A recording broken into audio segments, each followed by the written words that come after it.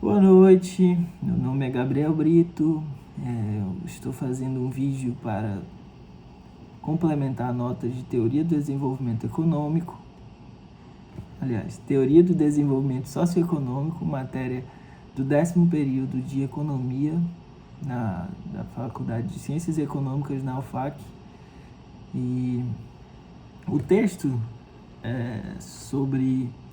é um texto crítico, né? Eu vou trazer alguns pontos sobre um texto crítico do Alexandre de Freitas Barbosa, intitulado O Anti-Herói Desenvolvimentista, que critica, né, que faz um texto crítico, a biografia do Raul Prebisch, A Construção da América Latina e do Terceiro Mundo, que é do autor Edgar Júnior de Dosman e outros. Aqui é a tradução da Teresa Dias Carneiro e do César Benjamin.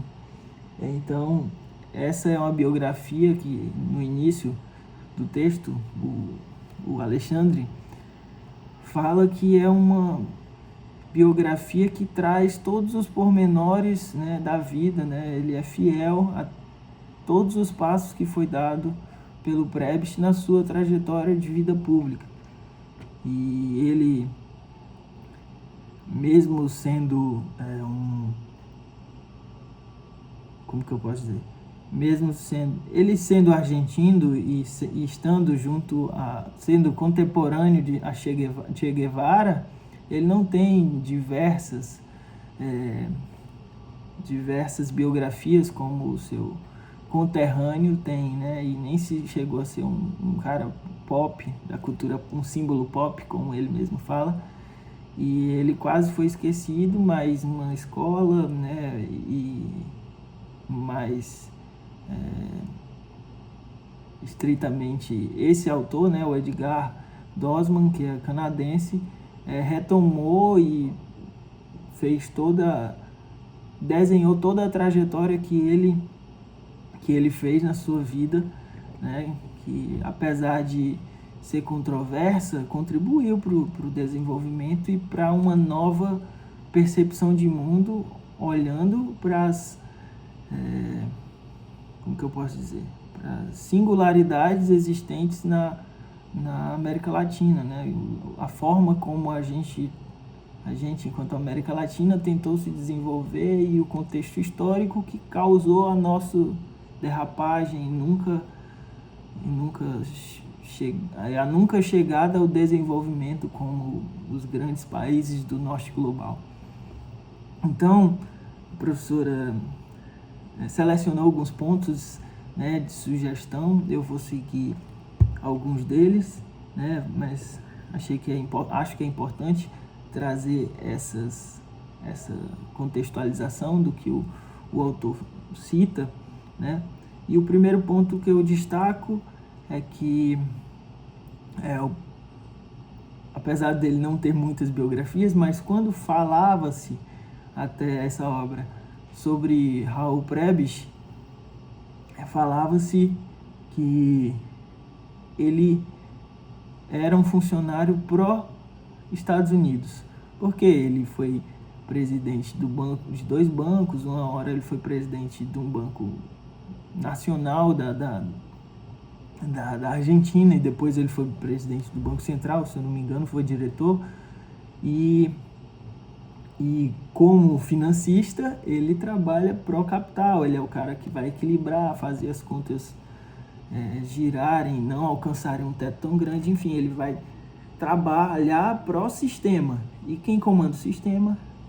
Os Estados Unidos. Quem comanda, né, quem quer o equilíbrio das contas para que os países tenham, né, uma credibilidade, né, enfim, é os Estados Unidos, porque os Estados Unidos, à época, já eram uma potência mundial e, obviamente, orquestrava ditava as regras do jogo, por assim dizer. Certo? E apesar dele ter essa pecha, né, esse chapéu de funcionário pró-Estados Unidos, o poder do Império Norte-Americano fez com que ele sofresse. Por quê? porque ele pensava, depois de um certo tempo, ele começou a pensar em formas em explicar como que o sul global, não usava essa expressão, né, mas como a América Latina não tinha alçado voos maiores de desenvolvimento. Quais são os problemas que nós temos? Qual é o contexto que faz com que a América Latina não se desenvolva, né? Então, ele, além de perceber, de procurar as justificativas, ele também procurava soluções. Mas quem não estava interessado em soluções? Os Estados Unidos. Por isso que o autor cita que o poder do Império Norte-Americano fez ele sofrer, porque ele argumentava, né, conseguia colaboradores, conseguia convencer através do argumento, mas quando buscava soluções práticas que eram viáveis, precisava do aval dos Estados Unidos. E os Estados Unidos, obviamente, por ser hegemônico, não queria financiar o desenvolvimento de outros países, com certamente receio de perder a hegemonia ou de ter a hegemonia enfraquecida. O segundo ponto relevante, o texto todo é relevante, mas o segundo ponto relevante já é na seção a construção do Estado argentino e o exílio forçado. Quando ele se torna economista, se eu não me engano, ele fez o curso de contador, para falar a verdade. Mas pela leitura, eu acho que ele tinha... O curso de contabilidade não era um curso contemporâneo, como a gente vê hoje, né? Diferente do que é hoje, né? Que é um curso muito técnico, porque ele tinha acesso a várias leituras ortodoxas, sim, mas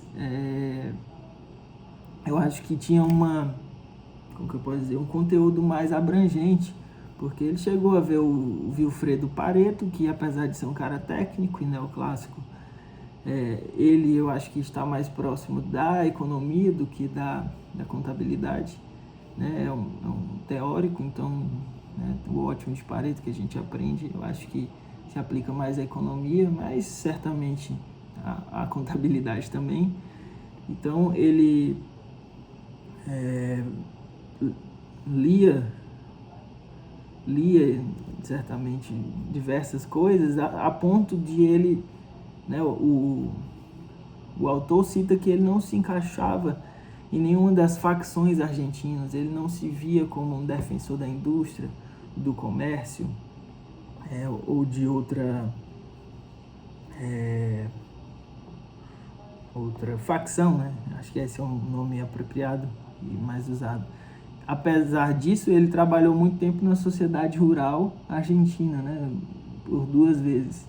Ou seja, ele via que existiam algumas lacunas, né? Com a experiência adquirida no trabalho, ele viu algumas lacunas e, ainda como consultor do Ministério da Fazenda, já que ele ganhou notoriedade devido a esses trabalhos junto à sociedade rural, né? Ele ganhou notoriedade enquanto consultor do Ministério da Fazenda. Ele foi em 2 países, Austrália e Canadá. E nesses países ele percebeu que diferente da Argentina,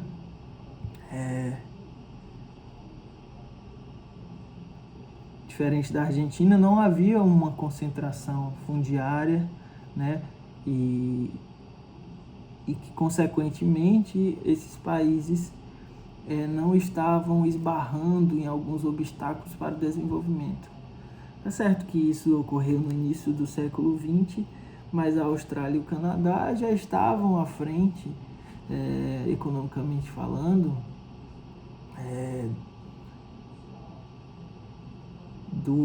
da Argentina. Apesar da Argentina já ter uma economia também boa, né? Mas a questão é que a concentração fundiária, que acaba se tornando um obstáculo para o desenvolvimento, não ocorria nesses países. né? Então, além disso, a modernização do Estado também não era lenta, segundo o autor.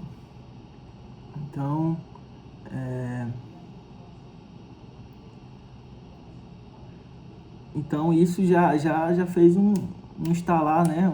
Ele já percebeu que, bom, a Argentina precisa disso. Se a gente quer alçar voos maiores, a gente precisa modificar algumas coisas na nossa estrutura social, dentre elas a concentração de terras.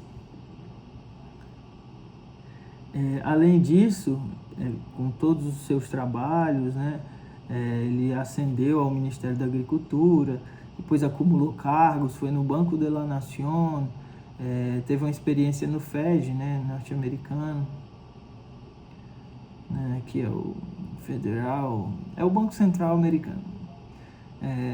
E toda essa experiência, como pelo lado financeiro, fez com que ele percebesse em algumas comissões, em alguns eventos, na participação de alguns eventos, né, mais especificamente ao final de 32,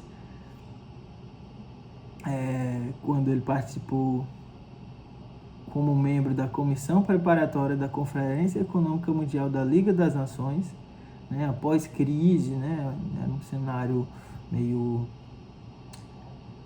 avassalador para o lado ruim, né, porque os países do primeiro mundo sofriam com a quebra da Bolsa de Valores e, consequentemente, os países mais pobres também sofriam ainda mais, porque certamente a conta ficaria mais para eles, né? Eles sofreriam ainda mais. Então foi nessa conferência que ele percebeu, ele com toda a aspiração de que o sul global, não com esse termo, mas que a América Latina poderia se desenvolver, que essa conferência mundial trataria das várias variáveis que existiam no mundo, não somente das variáveis primeiro mundo, né, por assim dizer, não só das grandes nações. A gente vai tratar aqui, na reunião da Liga das Nações, a gente vai tratar também dos países que sofrem, né, as consequências da crise, mas que não estão no topo economicamente falando, né, não são os países mais poderosos. E aí ele percebeu que isso era uma briga de cachorro grande. Quem são os cachorros grandes? São os grandes países, as grandes nações, países mais desenvolvidos, e os países da América Latina, certamente os da África, que ainda sofriam com imperialismo mais forte do que na América Latina, também sofriam muito, né? Então, isso fez com que ele se desencantasse. Acho que talvez o encanto dele com a parte talvez neoclássica, que ele já questionava, diminuiu, né, o encanto dele. Então, aquela lógica do multilateralismo, que os países vão conversar entre si para encontrar um denominador comum, para conseguir um desenvolvimento, claro, que seja benéfico a todos, ótimo de Pareto, né? Então a gente vai fazer de um jeito que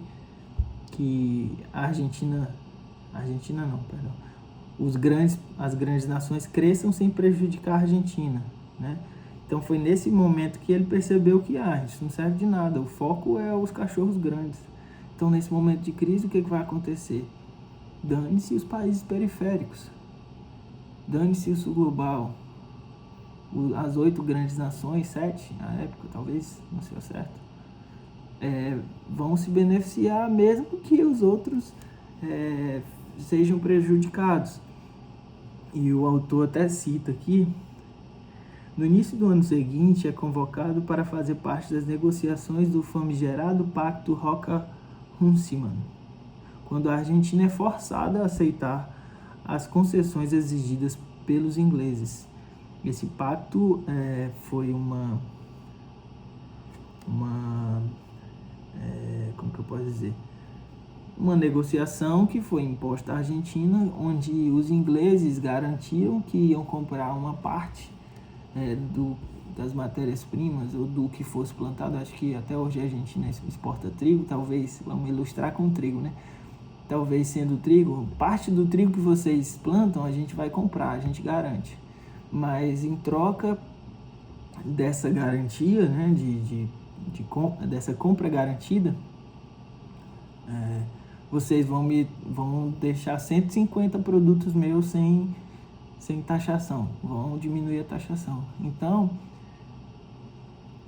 e isso não era um objetivo da Argentina. A Argentina, de Prebisch, ele já queria desenvolver a Argentina como a indústria da Argentina. E se eu vou deixar produtos industrializados, manufaturados de um outro país entrarem no meu país com taxa muito baixa, taxa de importação ou qualquer alfandegária, né, a taxa alfandegária muito baixa, isso desestimula a substituição de importação, né? Acho que essa percepção ainda não estava tão fortalecida, porque isso ainda é na década de 30, mas o Prebisch já visualizava isso como um caminho, né? A gente precisa vender, obviamente, as nossas matérias, a nossa agroindústria, né? Somos agroexportadores, mas a gente precisa se modernizar e se industrializar. Se eu importo obrigatoriamente, né? Porque esse pacto foi imposto, então se eu importo obrigatoriamente, se eu sou obrigado a importar essas mercadorias que eu poderia fabricar em um segundo momento, eu não vou conseguir fabricar. Ninguém vai conseguir fabricar e competir com esse produto que vem com zero taxação. Então, por conta desses dois motivos, principalmente, dele perceber que as decisões dos grandes países estavam sempre acima do querer, né, dos pequenos países, a teoria neoclássica para ele estava morta. Porque, então o Ótimo Pareto é lindo, teoricamente. Mas no momento de crise, quem vai sofrer é a minha Argentina, é a América Latina, são os países da periferia. Então, a partir disso, ele teve algumas contribuições, fez o plano de recuperação econômica da Argentina, alguns anos depois da crise, foi gerente geral do Banco Central argentino em 1935, mas já em 1943, durante a guerra, com a cessão do Perón, ele foi demitido, né? Ele foi demitido, o que fez com que ele fosse exilado para o Mar del Plata e fizesse e voltasse à academia, né?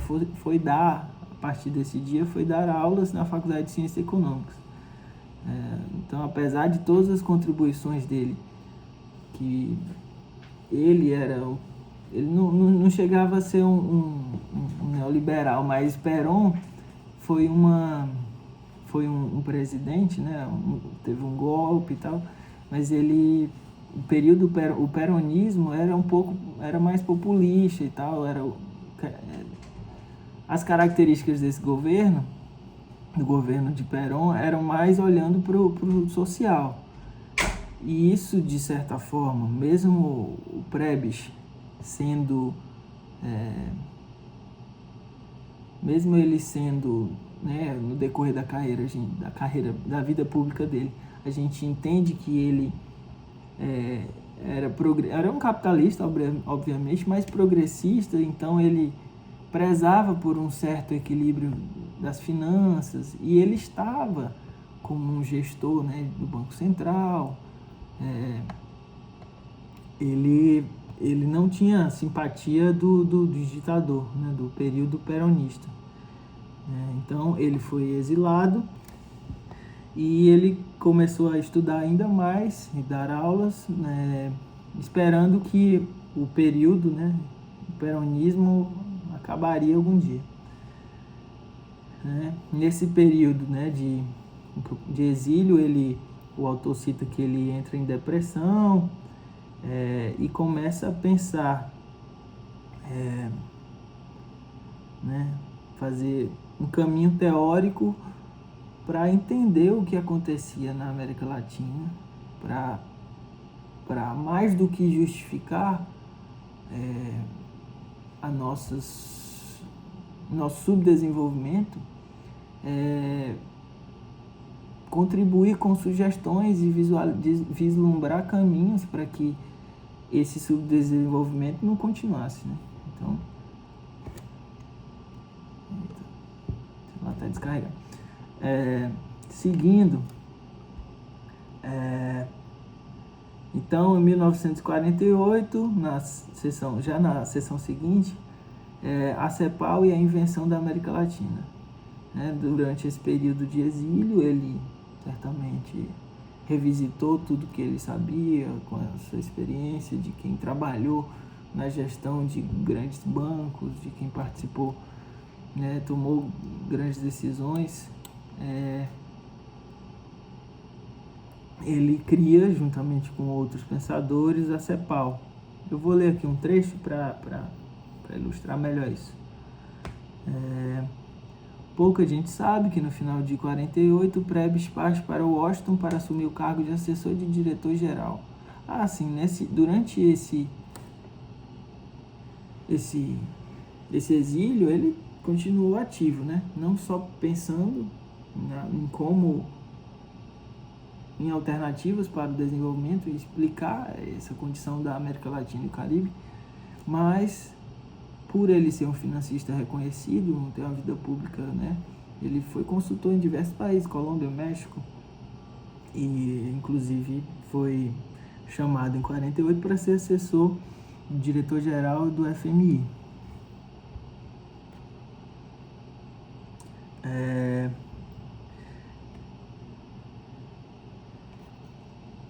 Graças às vicissitudes da política norte-americana, lhe sobra como última opção o de consultor da CEPAL, recém-criada e que se imaginara como um instituto de fachada, né? O FMI tinha essa comissão para o desenvolvimento dos países latino-americanos e Caribe. É isso mesmo? Enfim, por ele achar que a CEPAL seria um local de fachada, a missão dele então era fazer com que a CEPAL se tornasse algo fortalecido e que servisse para alguma coisa, né? Assim, servisse, né, tivesse uma funcionalidade para mudar a realidade dos países, que a comissão visava ajudar, que são os países da América Latina e do Caribe. A CEPAL nasceria moribunda, né? Depara-se desde logo com o desafio de tornar-se efetiva, a depender dos Estados Unidos. Então, aquela lógica lá do primeiro ponto já é mostrada aqui, né? Porque os Estados Unidos, o FMI, chama ele, vem aqui para participar, estruturar um órgão. Mas eu vou supervisionar tudo que você está fazendo. Tudo tem que passar pelo meu crivo. Então, mesmo que ele fosse um cara de fazer mudança, né, mobilizar, convencer a fazer algumas mudanças para beneficiar esse país, o país hegemônico tinha que autorizar essas mudanças, né? Com uma equipe pequena, enfrentando os ceticismos dos norte-americanos, do Banco Mundial e do FMI, contando apenas com algum apoio na ONU, o documento é elaborado. Eles fizeram, né, quando a comissão foi fundada, um documento que foi publicado em maio de 1949 em Havana, né? Ele teceu um panorama geral da região e oferecia, como eu disse, né, uma direção para as instituições, né, as instituições dos estados, né, desses países, para como se fosse não é exatamente uma receita, mas um direcionamento para o desenvolvimento, para conseguirem crescer, né? Segue-se um outro ponto, é que quando ele apresentou esse documento, né, em Havana, os ortodoxos, a economia mainstream, Jacob Wiener de Princeton, né, que era um cara respeitado, ortodoxo, né, obviamente, pensava no desenvolvimento dos Estados Unidos e via a teoria econômica sendo, se não julgada, mas sendo colocada, a teoria econômica hegemônica sendo colocada em xeque. Todo mundo da economia na época, né, mainstream, ficou, como que eu posso dizer, ficou meio que chocado com essa pretensiosidade, né, com a pretensão do Prebisch de mostrar que nós somos subdesenvolvidos porque tem condições históricas que explicam isso e dificilmente conseguimos estruturar o nosso desenvolvimento porque, segundo as vantagens, a teoria das vantagens comparativas, nós estamos fadados a exportar caroço, sementes, minérios, sem agregar nenhum valor, porque nós não conseguimos beneficiar esses produtos. Então, e essa condição ele pôs em xeque, ele colocou como um problema, né? E obviamente quem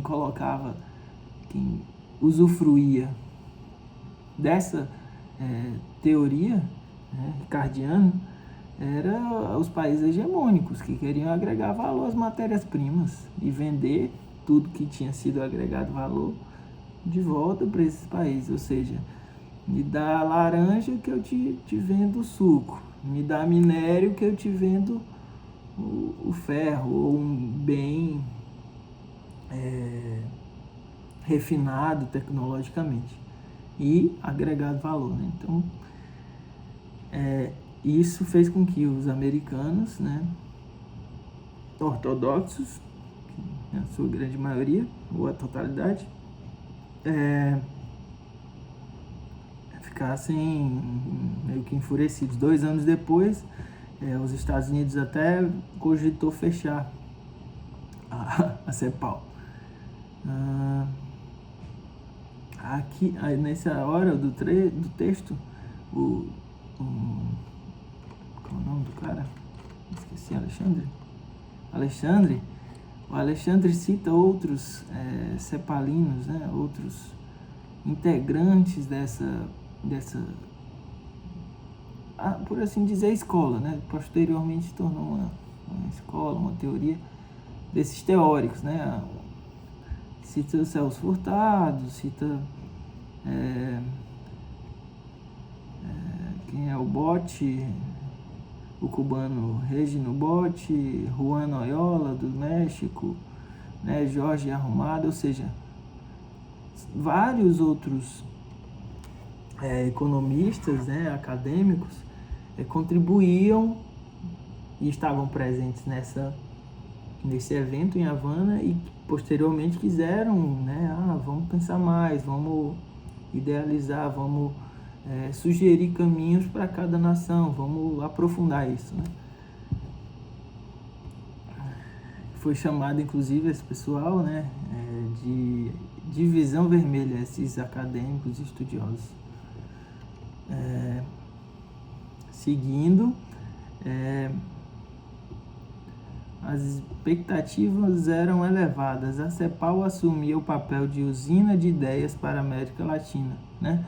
Então, quando eu falo que esse grupo, né, os cérebros, cartel de cérebros, ou a divisão vermelha,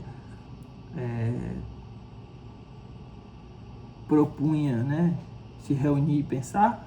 Então eles eram a usina de ideias, porque através dessa colaboração eles conseguiam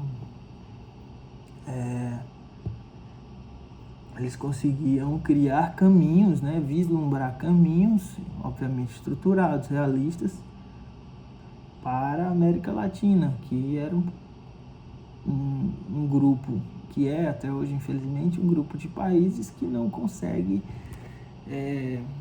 como que eu posso dizer, se desenvolver economicamente e mais, entrando mais no aspecto da teoria deles,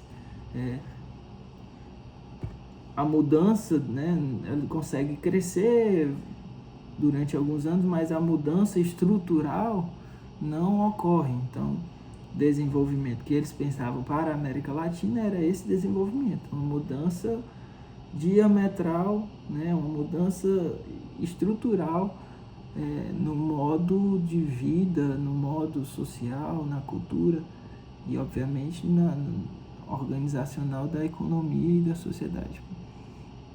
Não ocorria, e eles pensavam esses caminhos, né? Eles olhavam para sugerir caminhos para chegarmos, né, a esse ponto, né, de mudança.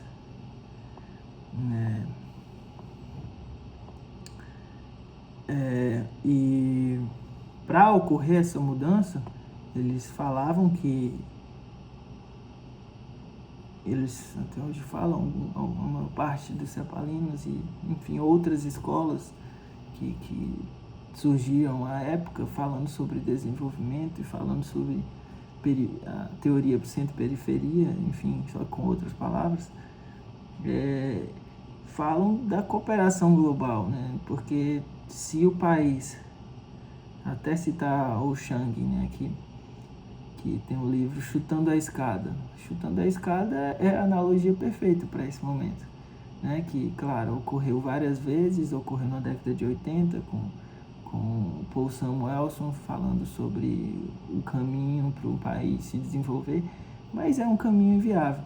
Então, quando ele fala de cooperação internacional, ele fala que a gente deve receber ajuda, né? Não, se não financeiramente, mas de um cenário, uma estabilidade de preço para a gente exportar nossas matérias-primas, bancos regionais de desenvolvimento, claro, isso daí já é pensando dentro do país, né? Da porteira para dentro. Da porteira para fora é o que a gente tem um mercado previsível para que o nosso desenvolvimento seja sustentado por essa previsibilidade, por esses preços que têm um preço mínimo, né? Não são muito voláteis, e essa colaboração, claro, parte dos países também hegemônicos, porque os países subdesenvolvidos ou periféricos obviamente queriam subir a escada, mas infelizmente os países desenvolvidos não queriam ter muitas pessoas lá no alto, né? Até hoje, infelizmente, o medo isso já é um achismo meu, eu acho que é um medo dos países desenvolvidos terem muitas pessoas lá no alto, né? Muitos outros países desenvolvidos também, porque isso aumentaria a concorrência dos produtos tecnológicos, enfim. E quem que ia produzir alimento, por exemplo? Esse é o papel da Argentina, do Brasil, dos países que enviam commodities, né? Enfim, alguns países africanos. Os próprios países desenvolvidos também fazem essas commodities. Mas eles, além de produzir commodities, eles produzem tecnologia de ponta. Então, eles não querem que outros países também produzam tecnologia de ponta, porque se você produz seu computador, Brasil, quem é que vai comprar o meu?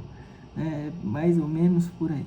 A ideia de chutar a escada e de infelizmente esses países também não colaborarem até hoje de uma forma estruturada para que os países periféricos se desenvolvam.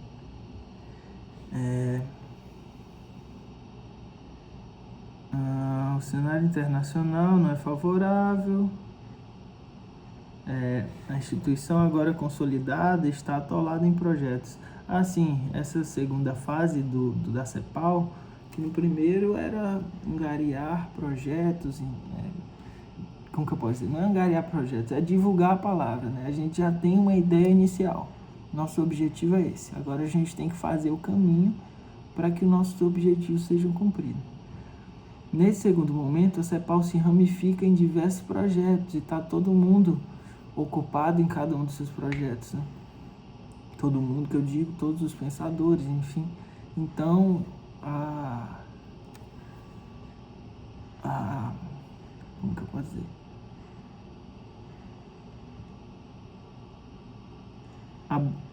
Os economistas se tornam quase que burocratas, tecnocratas, por assim dizer, porque eles não estão mais próximos das ideias, eles estão na aplicação dessas ideias e consequentemente, se eles já estão aplicando, eles se distanciam da reflexão, de recálculo do caminho, eles estão basicamente aplicando as ideias, certo?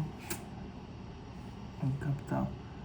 A lógica nesse momento era que os países do sul global se integrassem, né? E mais do que isso, se industrializassem rumo a setores intensivos de capital, né? Só que, obviamente, os países do centro não queriam ter concorrência para os seus produtos. É um pouco do que eu já falei. E, entre outras características, o que eles desejavam é que tivesse também reformas agrárias, que nem eu citei lá no início, que ele foi ao Canadá e à Austrália e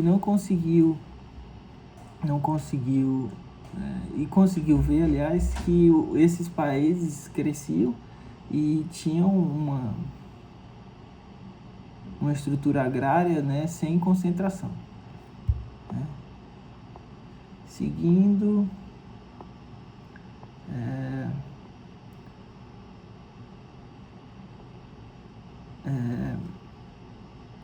com como que eu posso dizer?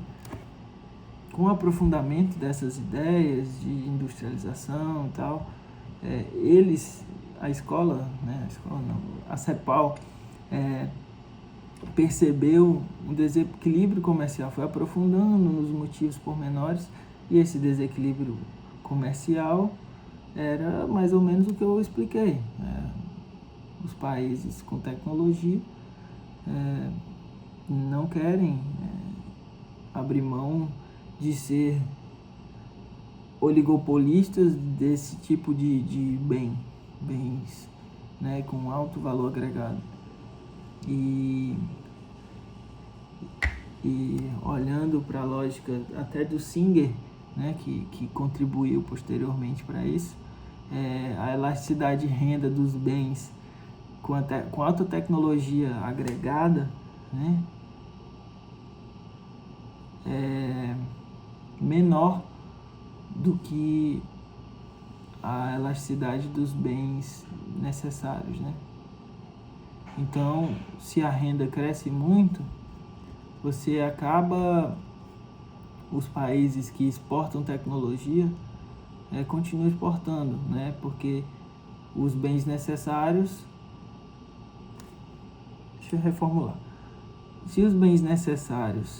Se a minha renda, enquanto país subdesenvolvido, cresce, a minha demanda por bens de luxo, bens tecnológicos, vai aumentar. A minha demanda por comida vai continuar. Eu não vou comer 2 vezes mais só porque eu tenho um salário dobrou. Se o meu salário dobrou, eu não vou comer 2 vezes mais. Então, se a renda vai crescendo ao longo do tempo, eu vou continuar a minha compra de arroz e feijão, que eu já comia há 10 anos atrás, mas a de celular, de computador, de outros bens de luxo, vai aumentar, né, minha demanda. Então, ao longo do tempo, essa demanda por bens necessários fica parada e a outra vai aumentando. Então, os preços relativos desses bens vai aumentar, porque tem mais gente querendo comprar, tem mais pessoas dispostas a pagar. Então, os preços relativos dos bens tecnológicos em relação ao dos bens necessários, arroz, feijão, salada e macarrão, tudo isso vai desvalorizar, né? Os preços relativos vão ser bem menores. Então, isso acaba condicionando o círculo vicioso da pobreza, que não é propriedade, não é matéria desse artigo, mas é um desdobramento do que a CEPAL observou. E esse era o desequilíbrio comercial, né? Eu acho que tem outros pontos, diversos pontos legais, né? Como os tópicos à frente, que são a solução seria uma nova ordem econômica internacional. Porque, obviamente, os países do sul global, os países periféricos não estão integrados, estão com problemas, né? Com problemas estruturais que são impostos pelo modo de produção deles, impostos pela lógica ricardiana de vantagens comparativas, né? A divisão internacional do trabalho. Então, ele sugere uma nova ordem econômica internacional, mas, claro, obviamente, isso é freado porque, novamente, a gente esbarra no interesse dos países desenvolvidos. Mas eu não vou me estender mais, ficou faltando dois pontos para falar, que são muito interessantes também, né, que é a nova ordem internacional, que tem um desdobramento legal, mas infelizmente é freado. O tópico 9, né, fala criticar o endividamento excessivo nos países latino-americanos. Eu vou falar esse tópico que é legal. Ele fazendo todos esses trabalhos, ele mesmo, né, estando ocupado com tudo isso, estando ocupado também com um cargo em uma singular da ONU, que é o NCTAD, que é a sigla em inglês da Comissão das Nações Unidas para o Comércio e Desenvolvimento, né? Trade and Development, isso, que é focada especificamente para os países em desenvolvimento, né? Olha especificamente para o interesse desses países, né? E tem uma certa autonomia na ONU. Nessa época a ONU tinha maior relevância, né? Não era tão, como que eu posso dizer, tão desrespeitada como é hoje. O que acontece? Ele, tendo todos esses trabalhos, enfim, mesmo assim ele ainda sobrava tempo para ele falar também sobre, como que eu posso dizer, ficar do lado das instituições norte-americanas quando ele criticava o endividamento excessivo. Por quê? Porque na década após a Guerra Mundial, o acesso ao crédito para reestruturar as economias foi facilitado para muitos países europeus e também para o sul global, mais especificamente para a América Latina. Os empréstimos foram feitos de forma desordenada, certamente, né, não teve um planejamento de longo prazo e foram recorrentes empréstimos, então, e os juros continuaram crescendo porque teve crise do petróleo na década de 70, né, o choque do petróleo, a OPEP lá, enfim.